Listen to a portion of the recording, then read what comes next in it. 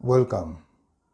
In this lecture, I'm going to share with you my story, my success story. I consider it a success because I've been running this business for 1 year.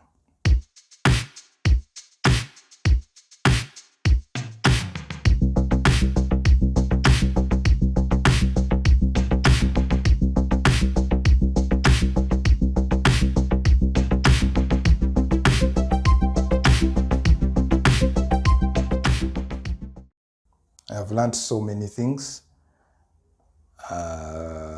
challenges here, opportunities here also. Yeah. I had explained how I entered or I had got into this business earlier in the first lecture, so you can hop over there to see exactly how my story began. For this section, I want to dwell more on the business itself. And for that, I will start when the technician came to configure the business, to configure the setup. I remember that day I could not set up the hotspot because I didn't know how. But I wanted to learn how. But I found that the costs of learning and all that, how to configure a MikroTik, how to configure the access points, all that was pretty expensive. So what I did, I said, let me hire the technician. And as he's busy doing what he's doing, I will check the software that he uses. So when he came, I noticed that one, he used Micmon for voucher management, creating the vouchers. He used Notepad++.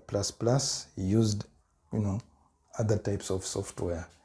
So when I got that, that's where my learning started. I decided to teach myself. That's also a very important component in this business. You have to decide, am I going to teach myself or I'm going to use a technician? Each one has its own advantages and disadvantages. So because of my interest in IT, I decided to teach myself. I taught myself. First, I found out what software he was using or what programs he was using. Then I decided to teach myself those programs on the internet. So he put one access point. But right now I have 8. Yeah, 8 of them. And not only did I learn how to put the points, but I learned how to extend them, configure access points for that, for the business. So because of that, there is wide reach. Now imagine if I had called him to come and configure each and every point, it would be very expensive. The lesson here is, although you may want initially, you may have someone set this up for you. It is good if you learn a thing or two. But in case you don't, it's still okay to hire a technician. It's just that you have to be ready to part with some money. In my case, I was not ready to part with money because I decided to teach myself. And because of that, it has paid. And because of that, I am also continuously learning, teaching myself. I had to learn how to configure a MikroTik router. I have found different challenges.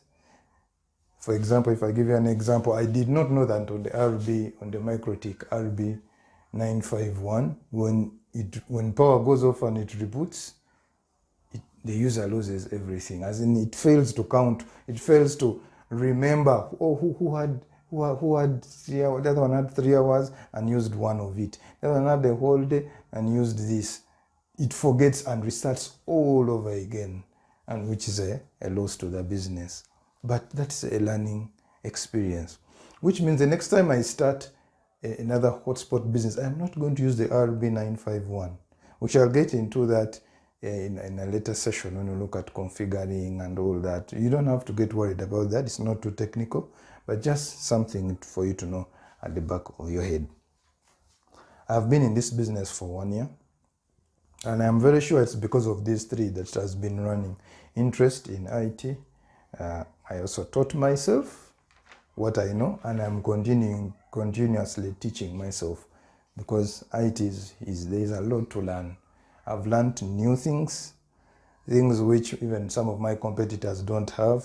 I've been able to put them on the hotspot, which if you go to a technician to put for you, can be pretty expensive. So that's a lesson. As an entrepreneur, or as someone who wants to get into this hotspot, invest the time to learn at least how you may not get into the nitty-gritty, into the details, but you have a basic knowledge of the framework of how things are supposed to, of how the pieces add up, and how it impacts your business at the end of the day. Because now you are an entrepreneur, everything that you learn has to be geared towards the business, has to be focused towards the business. If I learn something new, how does it help my business grow? How does it help me get new customers? How does it help my customer experience improve? We shall look at the things that you can add, the secret sauce, other spicy things you can add to your business to keep your customers, even though you have competition. We're going to move on to the next section, understanding the market, where we will look at how you can identify your target customers, analyze demand, check out your competitive landscape and devise strategies, and also legal and regulatory aspects that you have to put into consideration for the success of your business. See you there.